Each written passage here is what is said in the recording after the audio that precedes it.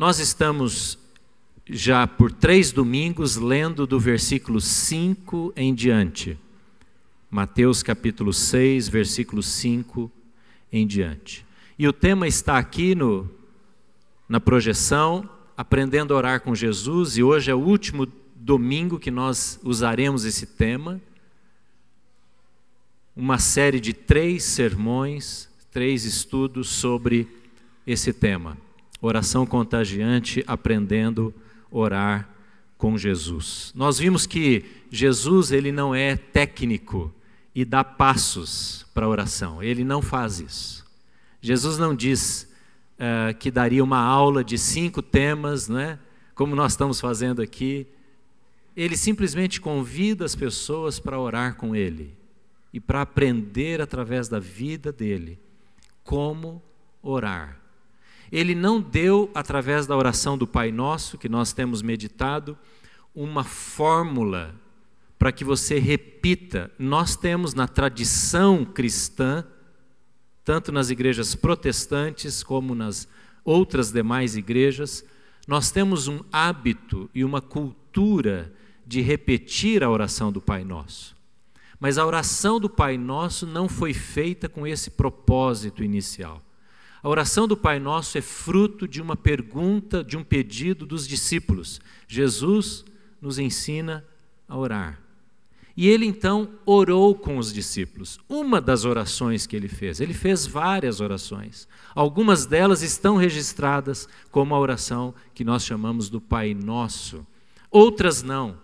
Mas o propósito nunca foi de nos fazer repetir esta oração como sendo a oração que devemos realizar todas as vezes que cultuamos, que nos reunimos, que vamos à igreja ou coisa assim. A oração do Pai Nosso é um modelo do que deve estar presente na sua oração. Quais são os temas? Qual é o foco da nossa oração? E nós vimos assim que a primeira chamada de Jesus é para glorificarmos e honrarmos a Deus. Santificado seja o teu nome. E nós vimos que a nossa oração tem que ter um foco em Deus e não nas nossas necessidades. Os pedidos estão presentes, mas eles estão na segunda parte da oração e nós nem estamos estudando isso nesses dias. O foco da nossa relação, do nosso relacionamento com Deus, e a oração é um instrumento para nos relacionarmos com Deus, e Ele usa a Bíblia para se relacionar conosco, é adoração. Então, se a sua oração de 3 semanas atrás, quando estudamos isso, quando ouvimos isso, não foi acrescida de mais louvor e adoração, então não adiantou muito você ouvir. O meu desejo e oração tem sido: Senhor, nos faça uma igreja de adoradores, não de pedidores apenas. Esse é o primeiro foco. É o anseio de uma pessoa que ama a Deus. Eu santifico, eu honro o teu nome. Pastor William falou a semana passada sobre o reino de Deus, esse anseio de ver manifestações do reino de Deus, do governo de Deus nas nossas vidas e também na nossa sociedade. Quando oramos, venha o teu reino, estamos dizendo: Deus, que o teu senhorio, que a tua autoridade, que o teu propósito se cumpra não só no indivíduo, na minha vida, mas também no coletivo, na família, na cidade, nas autoridades, nos governos. Venha o teu reino através até mesmo das falhas, dos erros, das infelizes decisões dos homens. Venha o teu reino, manifesta a tua autoridade, o teu querer. E hoje nós vamos falar finalmente sobre esta expressão: seja feita a tua vontade, assim na terra como nos céus. Nós cantamos agora há pouco esse último cântico que fala exatamente isso. Há uma frase lá: seja feita a tua vontade. Eu quero convidar você então para isso. Vamos ler o texto que está lá no versículo 5 de Mateus 6. E quando vocês orarem, Não sejam como os hipócritas. Eles gostam de ficar orando em pé nas sinagogas e nas esquinas, a fim de serem vistos pelos outros. Eu lhes asseguro que eles já receberam a sua plena recompensa.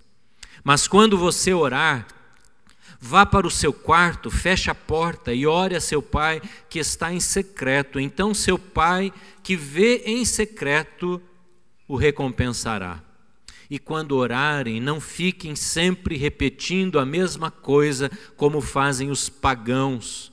Eles pensam que por muito falarem serão ouvidos. Não sejam iguais a eles, porque o seu pai sabe do que vocês precisam antes mesmo de o pedirem. E vocês orem assim. Vamos orar juntos? Vamos ler juntos? Pai nosso que estás nos céus, santificado seja o teu nome. Venha o teu reino, seja feita a tua vontade, assim na terra.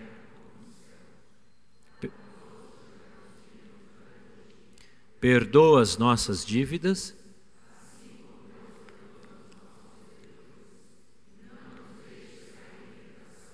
mas livra-nos do mal, porque o poder e a glória para sempre. Amém. Seja feita a tua vontade, assim na terra como nos céus. Nós temos hoje temas muito complexos rodando, não é?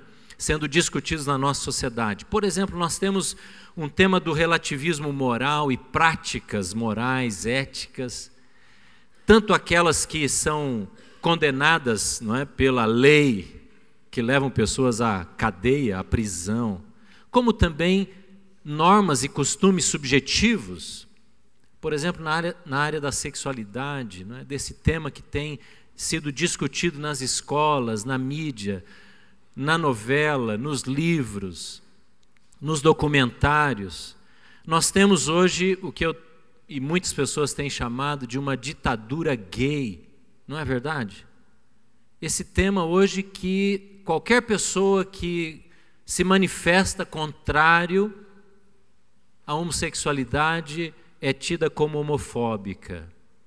É um tema complexo e os pais, mais do que nunca, você, pai e mãe, precisa acompanhar o que está sendo ensinado na escola dos seus filhos neste tema. Qual orientação, quais as noções e princípios têm sido ensinados ali. Há problemas hoje financeiros, temas financeiros, dívidas.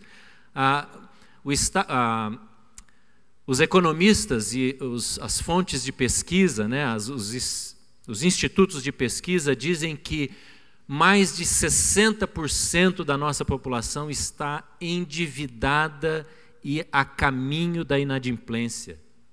Muita gente devendo, sem poder pagar. Coisas que foram adquiridas, né, bens de consumo há pouco tempo atrás. Temos dentro das igrejas um evangelho da conveniência, não tem?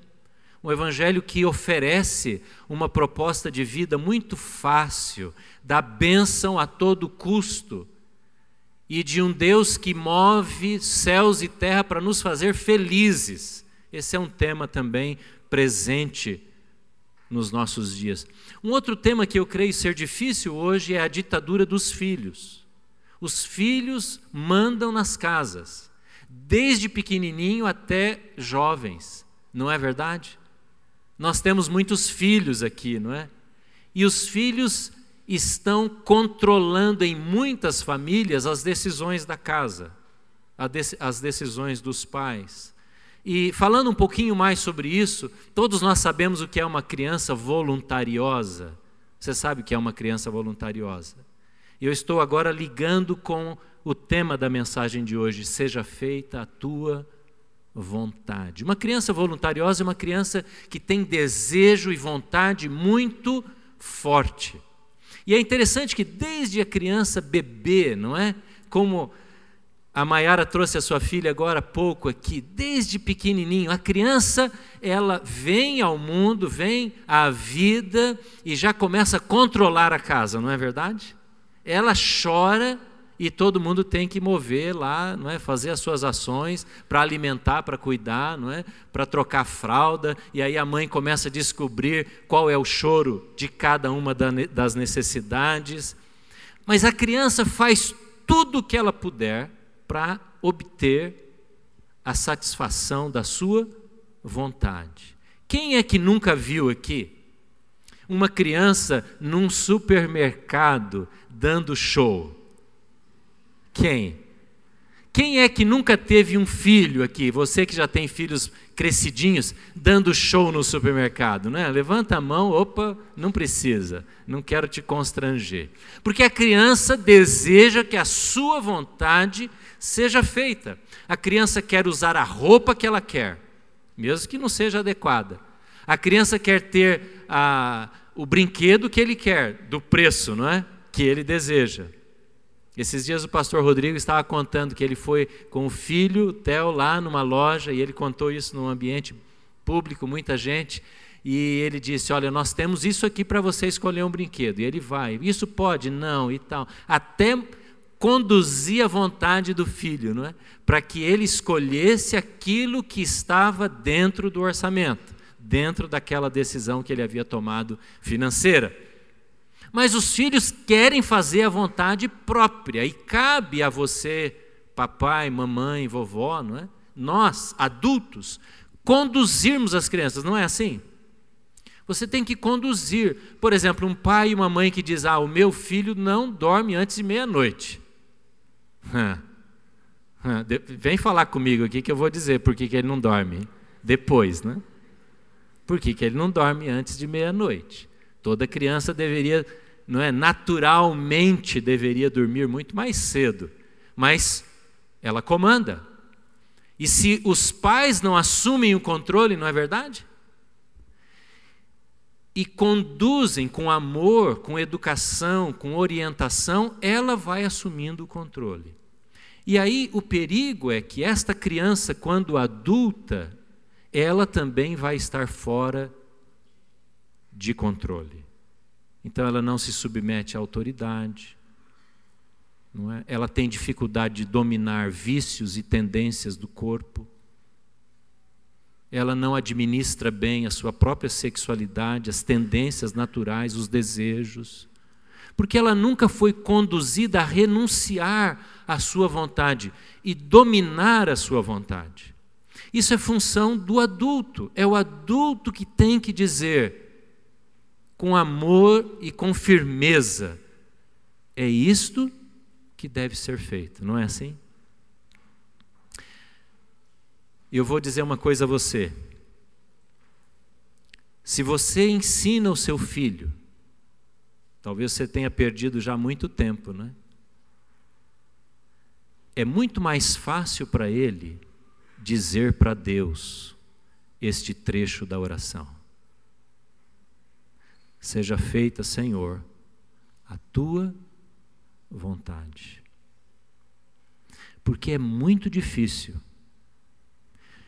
Assim como é difícil diante dos pais uma criança renunciar ao seu desejo, à sua vontade, e nem sempre essa vontade é ruim, não estou falando que sempre a vontade da criança tem que ser impedida de ser realizada, não. Isso é tirania, não é assim.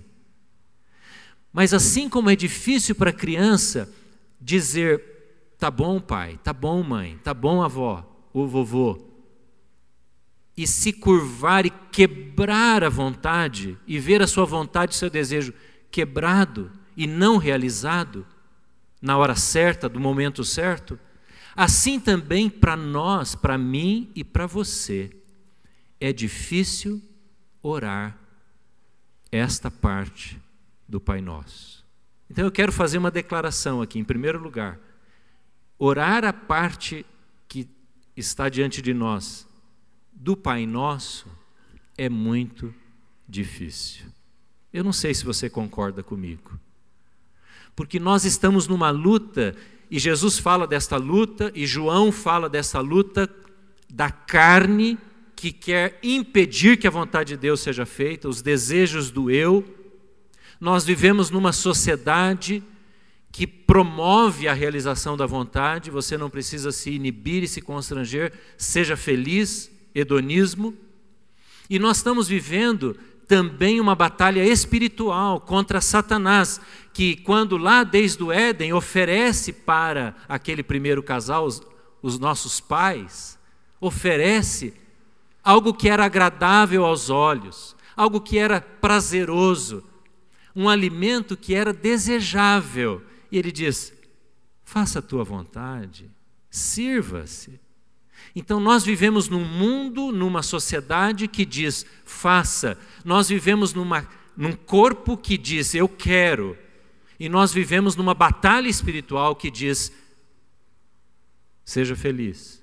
Então quando pensamos nesta oração, seja feita, Senhor, a tua vontade na minha vida, nós estamos entrando numa esfera de combate, de guerra, de dificuldade, de impedimento, de luta.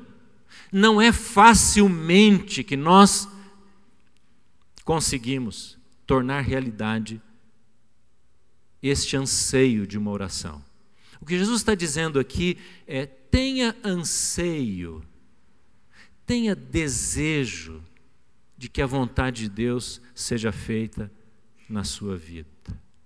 E a pergunta que eu faço para cada um de nós é: o quanto de fato desejamos a vontade do Senhor? O quanto nós estamos mesmo querendo, orando e dizendo para Deus: Deus, eu quero o teu propósito, a tua vontade na minha vida. Eu quero então ajudá-lo nesta resposta. Para mim, a palavra-chave nesta frase, se eu pudesse resumir essa frase, seja feita a tua vontade, assim na terra como nos céus, eu diria uma palavra: confiança. A palavra confiança. Você concorda comigo que eu só posso dizer para Deus: Deus, eu quero a tua vontade, se eu confiar que Deus sabe o que é melhor para mim? Sabe quando uma criança não quer fazer a vontade dos pais? É porque ele está lutando entre a sua própria vontade e confiar que o pai sabe, a mãe sabe, aquela pessoa adulta sabe o que é melhor para ela. Ela está dizendo, em outras palavras: eu não confio em você plenamente, que você quer o meu bem, porque o meu bem é comer doce antes do almoço, para mim. Ela está dizendo isso. E você não me ama, por isso que às vezes você, pai e mãe, você já ouviu seu filho dizer assim: eu sei que você não me ama, pá, e bate a porta. Já ouviu isso? Tem crianças que agem assim. Não é porque elas são más, elas odeiam os pais. Elas estão dizendo: eu estou achando que o senhor não me ama o suficiente, porque se o senhor me amasse, se a senhora me amasse, você me daria aquele doce agora que eu estou precisando e eu vou morrer se eu não comer. As crianças não são assim? Mas aí você chama a criança e você ensina que por amar, é lógico que você vai ensinar na palavra que ela vai entender, né? Você vai falar do jeito que ela entende. Por amá-la, você não vai dar. Não é isso que a gente faz? Então, desenvolver esta confiança dos filhos nos pais, essa é a nossa tarefa de adultos. É saber e dizer para os filhos: olha, eu não permito isso a você porque eu amo você. E eu sei o que é melhor, embora você não creia, não confie em mim. E eu sei que você não confia em mim. Sabe por que você pode dizer isso? Porque você e eu não confiamos plenamente em Deus. Não confiamos. Nós precisamos crescer nesta confiança, mas o fato é que há dúvidas em nós, se Deus me ama mesmo. E eu vou tentar mostrar para você como nós precisamos crescer em confiança. Eu estava pensando hoje, essa semana na verdade, numa irmã aqui da igreja, é a Marília. Quem conhece a Marília? A Marília está sentada ali, olha, no quarto banco de verde. E eu pedi para ela para falar, tá? Hoje de manhã eu pedi: posso falar de você hoje no culto? Porque a Marília, antes dos 30 anos, ela perdeu a visão. Ela teve uma enfermidade, ela era professora, 2 filhos, e perdeu a visão. E ela já está sem a visão há mais de 40, né? É isso, né, Marília? E a Marília ficou 6 meses em coma. Sabe o que é 6 meses em coma num hospital? E depois quase 2 anos em semicoma, num coma parcial. Você acha que a Marília precisou aprender, confiar mais ainda em pessoas? No seu esposo Faraday, falecido já, na sua irmã Marilise, que sempre anda ao lado, né, Marilise? Sempre junto ali. E a Marilise é muitas vezes, e outras pessoas da família, que são os olhos da Marília. Pense nessa situação. Um aprendizado de confiança. Além de confiar na audição, não é? Você vê uma pessoa deficiente visual andando com o seu aparelhinho ali, não é? Confiar na audição, nos seus sentidos, outros, mas também confiar, aprender a confiar que alguém que está tomando pela mão sabe o que é melhor e para onde deve ser conduzida. O que Jesus está nos dizendo é que nós precisamos aprender a confiar no Senhor. Que esta não é uma lição automática quando você se converte. Você aceita Jesus e entrega a sua vida a Ele, mas a confiança nele precisa ser desenvolvida. Há um texto muito mal entendido e interpretado na Bíblia, Romanos 12, versículo 2, que diz assim, que a vontade de Deus, para que experimenteis qual seja, você lembra do texto? A boa, perfeita e agradável, ou agradável e perfeita, vontade de Deus.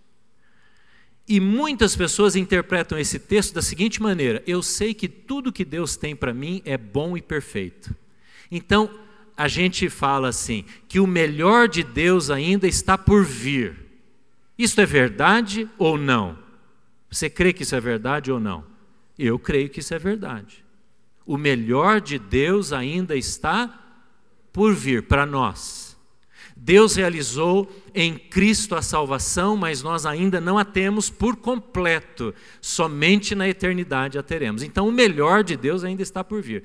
Mas nós interpretamos esse texto da seguinte maneira: na minha vida as coisas vão ficar boas, agradáveis e perfeitas. Eu quero dizer a você que Jesus nunca nos prometeu circunstâncias melhores. Ele prometeu a você vida melhor, não circunstância melhor. Essa é a má interpretação do texto. Quando ele diz, tudo então que acontece na minha vida, ou vai acontecer, é bom, agradável e perfeito, e nós entendemos que Deus vai fazer com que todas as coisas sejam muito confortáveis para nós. A Bíblia não promete isso. É vida melhor, não vida de circunstâncias melhores. Irmãos, este evangelho de vida, de circunstâncias melhores, não poderia ser pregado, preste bem atenção, não poderia ser pregado num contexto de perseguição, onde os crentes são presos. Poderia? Não. Há lugares onde jamais você vai ver uma igreja assim, com pessoas livremente chegando e saindo e trazendo uma Bíblia na mão e cantando com instrumentos. Então, este evangelho de uma vida com circunstâncias melhores nunca poderia ser pregado lá. E se ele não pode ser pregado lá, ele não pode ser pregado, não deveria ser pregado em lugar nenhum. Você quer saber se uma doutrina é bíblica, é sadia ou não? Faça essa pergunta. Esta mensagem, esta palavra, esta interpretação poderia ser pregada num contexto de alta perseguição com cristãos? Faça essa pergunta. Cai por terra muita coisa que é dita em nome da Bíblia, porque não serve. não se encaixa com a realidade de muitos cristãos no mundo, na Ásia, no Oriente Médio, na África. Não se encaixa com a realidade daqueles norte-africanos que estão fugindo para a Itália, para a Europa. Todo dia a gente ouve notícia. Milhares de pessoas. Sabe quem faz parte, não é? Quem é a maioria das pessoas daqueles barcos? Cristãos que estão fugindo da degola. Você pensa, alguém pode pensar, né? Eu acho que você não pensa isso, que é gente que não quer trabalhar, que é gente que quer viver na Europa, que quer ganhar em euro, que quer receber a cobertura do Estado europeu. Gente, é gente que está sendo perseguido. E para essa pessoa não dá para dizer que a vontade de Deus sempre vai ser boa e agradável. Vai ser difícil. E circunstâncias vão acontecer de grande dificuldade. E problemas podem acontecer. E é isso nós precisamos aprender. Será que assim, quando você compreende isso, você está disposto a orar, dizer: Senhor, seja feita a tua vontade? Se essa vontade às vezes não é tão agradável em termos de circunstância. O que é que esse texto diz? Esse texto está num contexto de Romanos 8, 9, 10, 11, 12. É um texto longo. E ele termina o capítulo 11. Veja, você que conhece a Bíblia, pense, esse texto está no Romanos 12, nos primeiros versículos. Mas você precisa ler o que vem antes. E Paulo, nos versículos anteriores, diz: porque dele, para ele, são todas as coisas, a ele, pois, a glória eternamente, amém. Quem conhece os pensamentos do Senhor? Quem já, repetindo o que está escrito em Isaías, quem já foi o seu conselheiro? Quem pode dar ordens e conselho ao Senhor? E ele diz: por isso a vontade dele é perfeita, porque ele sabe de todas as coisas. Esse é o contexto. É o contexto de alguém que confia, como Paulo está cantando, é um hino de louvor a Deus. Ele está cantando, está exaltando a Deus, que conhece todas as coisas e sabe do que deve acontecer e o que ele vai permitir acontecer. É diante desse Deus que Paulo diz: a vontade dele é boa, perfeita, agradável, porque ele sabe de todas as coisas. Ele não precisa de conselheiro, ele não precisa de buscar consultoria para saber aquilo que ele permite que aconteça, porque na sua soberania, no seu amor misericordioso, ele conhece todas as coisas. Amém? Esse é o contexto. Então a gente não pode tirar um versículo do contexto e depois, em seguida, dos versículos 1 e 2 de Romanos 12, ele diz: alegre na perseguição. Olha o que ele está falando. A vontade de Deus pode ser que você passe por grandes tribulações. Alegre-se na perseguição. Ele está falando sobre alguém que está em tribulação. Ele usa essa palavra no versículo 12, capítulo 12, versículo 12. Aí nós precisamos confiar no Senhor. Esse é o desafio. A palavra que eu quero trazer hoje é a palavra confiança. De alguém que sabe que pode pegar na mão: eu não conheço o caminho, eu não consigo ver todas as coisas, mas eu sei que Deus está cuidando da minha vida. Eu pego nas mãos do Senhor e eu deixo o Senhor pegar nas minhas mãos e vou andar, e vou viver, e vou confiar que Ele conhece todas as coisas e eu descanso nele. Agora, nós temos procurado aqui ligar o Pai Nosso com os versículos anteriores. Então, olha aí no versículo 7 na sua Bíblia, por favor. Veja o que Jesus fala. Eu quero falar o máximo que eu puder, até 15 para as 9 nós vamos terminar, vamos estar saindo daqui. Mas eu quero que você compreenda, se você nunca ouviu, o que Jesus está dizendo quando ele afirma no versículo 7: quando orarem, não fiquem sempre fazendo o quê? Repetindo a mesma coisa, como fazem os pagãos. Eles pensam que por muito falarem serão ouvidos. Jesus está fazendo um paralelo entre os discípulos que queriam aprender a orar e ele estava ensinando, com os pagãos. não é nem com os judeus, nas suas orações repetitivas ou repetidas. Eles decoravam o Antigo Testamento, os Salmos, por exemplo, e ficavam repetindo aquelas frases da Bíblia. Jesus não está comparando com isso, ele está comparando com os pagãos. E o que acontecia nas religiões daquele tempo? Eu quero contar uma história que você conhece, a história de Elias. É muito anterior a Cristo, mas serve para ilustrar.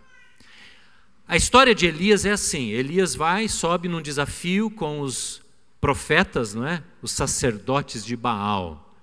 E aí, quando é a hora deles orarem para esse Deus Baal trazer fogo e queimar lá um lugar que eles haviam reservado, eles oram, pedem, e o que acontece?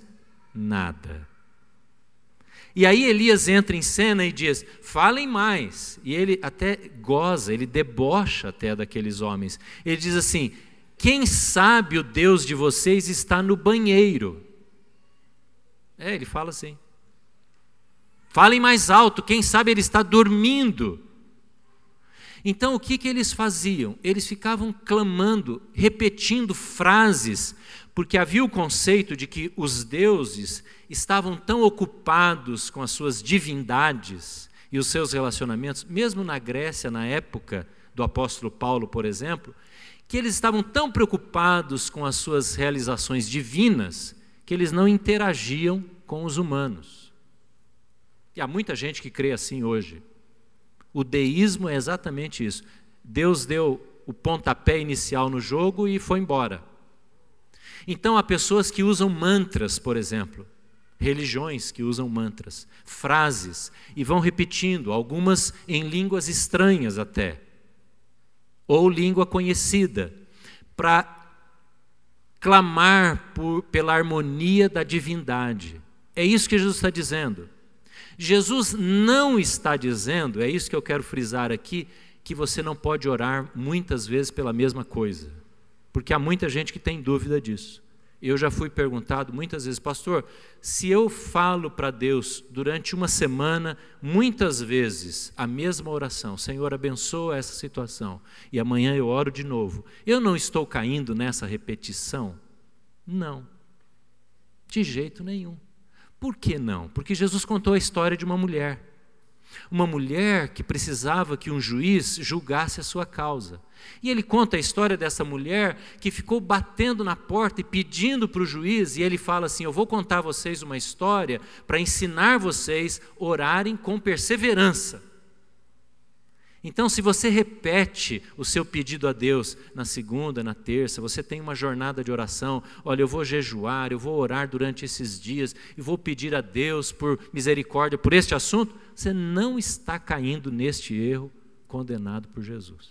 E Jesus conta aquela história, e a mulher foi lá e bateu, insistiu e tal, até que o juiz disse: tá bom, eu vou julgar a sua causa. E Jesus fala: quanto mais o Pai do céu dará a vocês. Então esse é o desafio da perseverança, é outra coisa, não é vã repetição, é perseverança, é dar continuidade nesta entrega. Senhor, seja feita a tua vontade neste assunto. É uma declaração de dependência de Deus. Irmãos, se você quiser anotar essa frase para conversar lá na sua célula, nós não oramos para mudar o coração de Deus. Não oramos para isso. Quando você está orando por um tema e repetindo e colocando este assunto diante de Deus todos os dias, não é? Em todas as vezes que você vai orar, você não está orando e não deve querer orar para mudar Deus, para convencer Deus de que aquela tua maneira de ver a solução daquele problema é a melhor maneira. Porque nós não somos e não queremos ser como uma criança que fica insistindo para o pai até o pai dar. Não é esse o propósito da oração perseverante. Não é para mudar, tá bom, vai, eu vou dar, mas só isso aqui, né? Você faz isso com seu filho? Só agora, hein? não me peça mais. Deus não faz isso. Você não quebra, não amolece o coração de Deus. Deus tem as suas coisas todas determinadas. E esse é o mistério da oração. Há um mistério na oração, que é unir a nossa oração com a intervenção de Deus. Agora, como é que se explica isso? Se você souber perfeitamente a resposta, você me fale. Porque ao mesmo tempo nós cremos num Deus soberano, que governa todas as coisas, mas nós temos um Deus que nos chama a orar. Mas eu tenho uma ideia, um pensamento, por que Deus nos chama a orar? Sabe por que Ele nos chama a orar? Não é porque Ele precisa de que alguém o convença disto ou daquilo. Sabe por quê? Porque Ele quer que nós tenhamos comunhão e o conheçamos. É para isso que Ele nos chama a orar.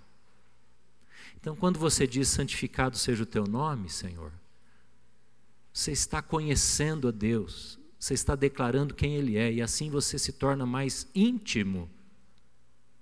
E como filho, você estabelece um relacionamento com Ele. Quando você diz, seja feita a tua vontade, você está dizendo, Pai, eu confio no teu amor, e eu quero crescer neste conhecimento. Esse é o mistério da oração. E é para esse mistério que nós somos chamados quando Jesus nos chama a orar. Por isso não é fórmula, por isso o Pai Nosso não é repetição vazia. Então, ore tantos Pai Nossos, não é? Faça essa oração. Não é para isso, para repetir, para falar, é para adquirir, aumentar a comunhão com Deus. Então, quem não ora, quem não tem tempo de oração, não pode desenvolver jamais a comunhão e intimidade com Deus. Então, não oramos para mudar Deus, nós oramos para conhecer o Senhor e conhecer a sua vontade para a nossa vida. É para isso. Interessante, olha, veja bem, a Bíblia não dá regras de oração. A Bíblia não diz assim, você para orar faça isso, isso, isso. Tem modelos, Jesus dá modelos, mas não regras. Sabe por quê? A preocupação da Bíblia não é dar passos para você orar, como eu já disse aqui. A Bíblia ensina como é que é o coração de um homem e de uma mulher que ora. A Bíblia diz, se você orar, o seu coração, a sua alma, o seu relacionamento com Deus vai ser assim, olha, vai ser, por exemplo, de confiança, de confiança. É isso que Deus quer quando nos chama para orar. Seja feita, você pode repetir comigo? Seja feita a tua vontade, assim na terra como nos céus. Eu li certa vez a seguinte definição, só há 2 tipos de crentes. Isso é bom, hein? Só há 2 tipos de cristãos. O primeiro grupo é aquele grupo que diz a Deus, seja feita a tua vontade. E o segundo grupo? É aquele grupo que Deus diz, tá bom, seja feita a tua vontade. Você quer tomar essa decisão, então tome. E aqui nós encontramos 2 verdades da Bíblia que podem aparentemente ser paradoxais, né? E não são. São irmãs gêmeas, que é a predestinação e o livre-arbítrio. Quem ora, seja feita a tua vontade, Senhor, consegue entender que quando Deus predestina, quando Deus decide, quando Deus determina nos decretos eternos, antes mesmo que existíssemos, Ele sabe todas as coisas, como a Bíblia diz, nem um fio da cabeça cai sem que Deus saiba. Essa pessoa consegue unir a predestinação, este valor da Bíblia, com este outro valor da Bíblia. Eu tenho livre-arbítrio. Eu posso tomar decisões. E a minha vontade pode ser feita por mim. Se eu quiser tomar uma decisão sem pedir a vontade do Senhor, a direção do Senhor, eu posso. Não é excludente, não é, bom, ou eu creio na predestinação ou eu creio no livre-arbítrio. Não, as duas coisas caminham juntas, elas não brigam. Por isso a nossa responsabilidade de dizer, Senhor, me ensina a tua vontade. Eu não sou alvo de um predeterminismo, eu sou alvo e sou alvo do amor de um Deus que conhece, que predestina. Mas eu tenho a minha capacidade de dizer, Senhor, seja feita a tua vontade na minha vida. Eu quero conhecer o teu plano, a tua vontade, o teu querer. Então eu concilio estas duas verdades.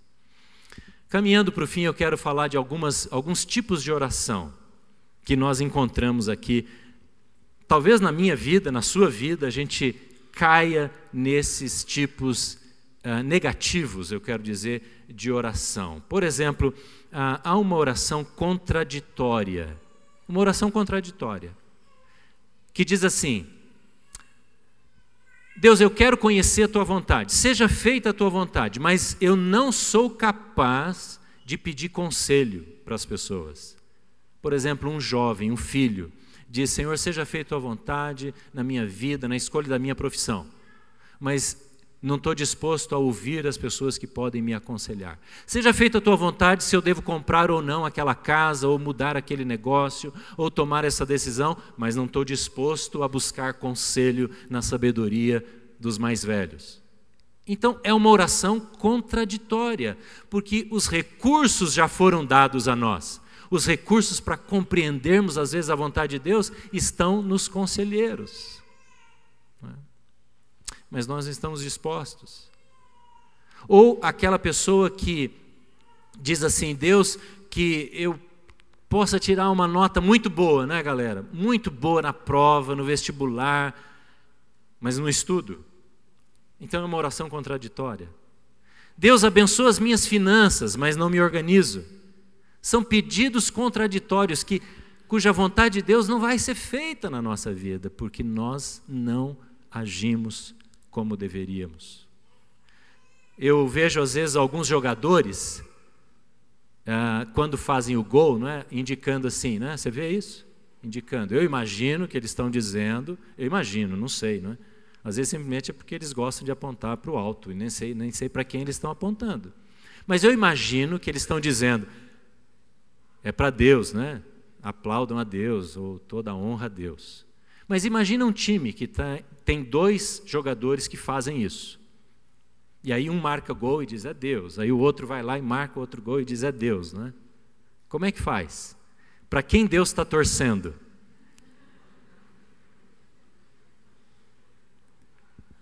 Deus, me ajuda a ganhar esse jogo. Aí no outro time também tem um cara bem, não é? Tem bastante fé lá, e diz, Deus, me ajuda a ganhar esse jogo. É uma oração contraditória, não é assim que a pessoa deveria orar. Diz, Deus, me ajuda a jogar bem. Aí sim, essa é a oração que deveria. Aí o dedo para cima faz sentido, não é? Aí o dedo para cima faz sentido. Tem orações que são incoerentes. A pessoa que não toma o avião que caiu.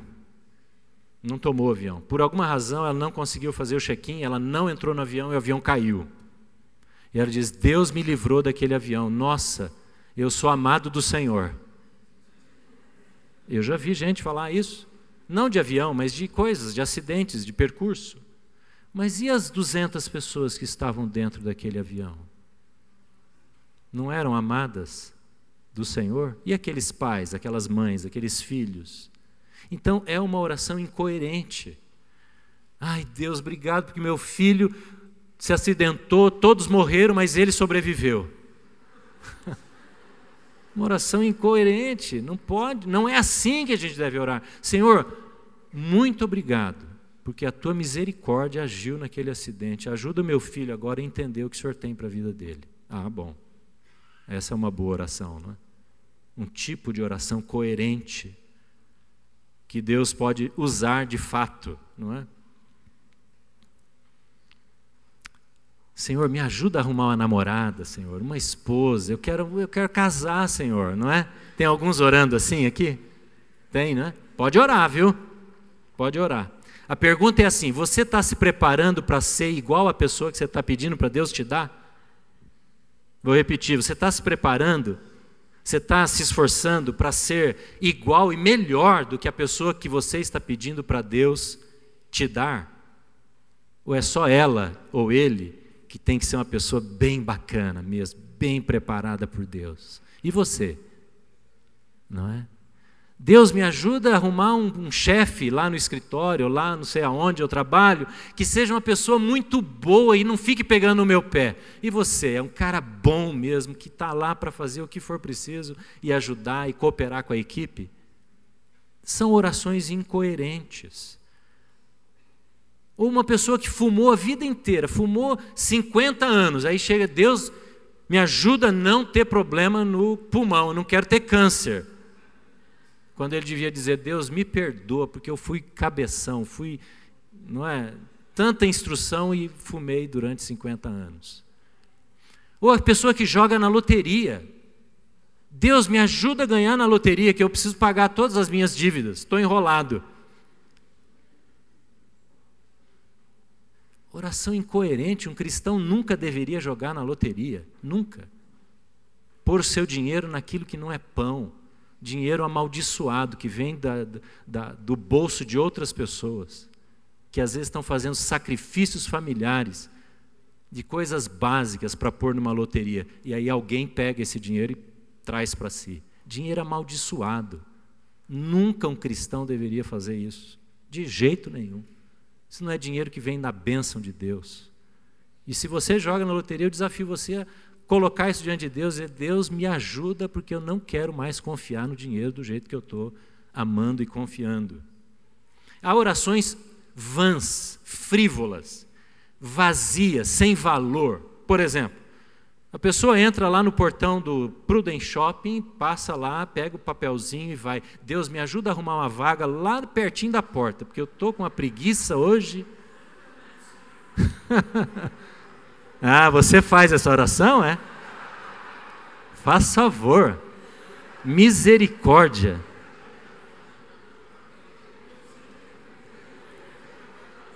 Como vocês riram muito, semana que vem vou começar a pregar tudo de novo. Gente, que coisa mais vazia, mais absurda, mais frívola, mais oca. Pedir para Deus dar uma vaga na portinha lá do lugar que você vai. Misericórdia, irmão, misericórdia. Tem coisa mais importante para pedir para o Senhor, não é? Ai, Deus está preocupado com os mínimos detalhes da minha vida. Bom, você está preocupado, né? Ele eu não sei. Irmãos, Deus está preocupado, sim. Você concorda que isso é uma frivolidade? Essa é uma coisa vã, vazia, sem sentido. Senhor, muito obrigado, porque eu tenho meu carro, eu tenho condições de andar. Deus, obrigado se eu tenho a vaga de idoso. Obrigado porque eu tenho a vaga de idoso. Se é de deficiência física, amém, obrigado por isso. Mas pense antes de pedir. Porque senão vamos ser como aquela criança que quer comer doce antes do almoço. Que coisa mais estranha é essa, não é? Depois a gente entende, mas quando a gente é criança, a gente acha que é. Aí a pessoa planeja pescar, não é?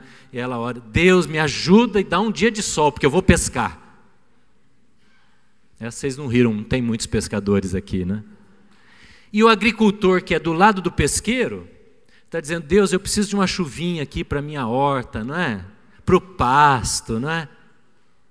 Então ora assim: Deus, eu estou querendo pescar, então faça a tua vontade. Se estiver chovendo, não vou. Se estiver chovendo, eu vou sair com a minha esposa, vou levá-la para, não é, comer alguma coisa. E se tiver sol, eu vou chamá-la para ir pescar. Ah, isso é uma oração sábia, esperta, não é? Oração abençoada, não é? Não é verdade? Eu anotei algumas ideias de oração frívola aqui, mas vou parar aqui. Vou contar duas que Jesus ouviu. Um dia uma mulher, essas mulheres de oração, ai Jesus amado, tem mulheres de oração, são abençoadas, mas às vezes falam cada coisa, não é? Contam da vida do marido no meio da reunião de oração, do marido das outras, não é? Às vezes também, isso é terrível. Aí uma mulher chegou para Jesus e falou assim, Jesus tem um pedido. Ele começou a fazer oração, mas era oração de olho aberto e assim, cara a cara. Faça com que no teu reino os meus queridos filhinhos tenham um lugar aonde? Um na direita, o outro na esquerda. Ô, oraçãozinha egoísta, que coisa feia, não é verdade? Que oração sem sentido. Aí Pedro e João tiveram uma experiência na montanha com Jesus e viram lá uma manifestação poderosa, lá embaixo endemoniado, lá no pé da montanha. Mas eles disseram para Jesus, Jesus, aí fez uma oração também, né? Vamos construir uma tenda aqui, Jesus. Estamos dispostos a servir o Senhor. Estamos dispostos a fazer tudo pela tua obra. Vamos fazer uma tenda e a gente fica por aqui mesmo. E tantos pedidos que Jesus ouviu, frívolos, vazios. Irmãos, às vezes uma mãe que ora por um filho, dizendo, Deus, faça do meu filho uma pessoa próspera, um profissional bem próspero, bem abençoado mesmo. Às vezes vai ser a desgraça para aquele jovem. Não é verdade? Você deve conhecer muitas histórias assim.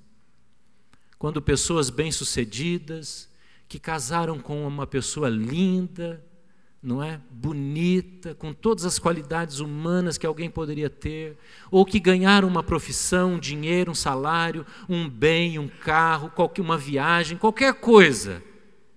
Aquilo serviu de desgraça, de problema, de confusão.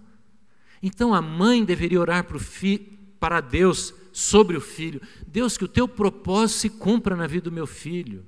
Seja ele desta profissão ou daquela, que ele seja um servo do Senhor, uma filha do Senhor, uma mulher cheia do teu Espírito Santo. Aí você está cumprindo e dizendo, eu confio em Deus. Porque Deus tem o melhor dele, não o seu melhor para o seu filho. Porque o meu melhor para as minhas filhas, nem sempre é o que Deus tem de melhor. É lógico que nós encontramos na Bíblia pedidos assim, livra-nos do mal. E esse mal é tudo, não é? É Satanás, é o mal da tragédia, é o acidente, os anjos do Senhor acampam-se ao redor. É lógico que nós podemos orar, Deus abençoa a minha viagem, estou saindo agora, o Senhor promete ir à minha direita, ir à minha esquerda, dá a tua bênção, protege o meu filho, protege o meu carro, e assim, lógico que nós podemos fazer isso. Mas dizer, além disso, Senhor, honra o teu nome na minha vida. Sabe por quê? E eu vou terminar contando uma história que eu já contei aqui. Mas talvez você não se lembre ou não saiba. Há 15 anos, um casal orou numa garagem de uma casa. Oraram juntos, cada um fez uma oração, 2 orações. As meninas pequenas de 10 anos, 11 anos, para que Deus abençoasse e ajudasse a chegar no destino, saindo de Ponta Grossa e indo para perto de Porto Alegre. 2 horas depois, uma daquelas meninas estava morta pelo acidente, e aquele homem que estava viajando, a esposa ficou, ela ia só na outra semana, tinha compromissos profissionais, e aquele homem estava com a cabeça, o crânio fraturado, e há 15 anos este homem é paralisado, em estado vegetativo, numa cama. 15 anos. Eu já contei essa história aqui, esse casal é muito amigo nosso e mora lá em Ponta Grossa. Mas há mistérios na oração que nós não entendemos. Nós não entendemos. Por isso, orar é aprender a confiar em Deus. Confiar em Deus. Dizer, Deus, o Senhor tem o melhor, não o meu melhor, mas o teu melhor. E houve um exemplo muito maior do que este casal, do que muitas pessoas, que foi o exemplo de Jesus. Quando Jesus estava para ser levado à cruz, ele disse: Senhor, se for possível, faça o quê? Passa de mim esse cálice, mas seja feita a tua vontade. Você pode lembrar disso? Qual foi a vontade do Pai? Qual era a vontade eterna? Os decretos eternos do Pai desde o Gênesis era que Jesus fosse à cruz. Mas sabe por que ele foi à cruz? Não apenas para perdoar os nossos pecados, os meus e os seus, mas para dizer: pode confiar. Assim como ele ressuscitou. O melhor está por vir, sim, mas o melhor dele, não o meu.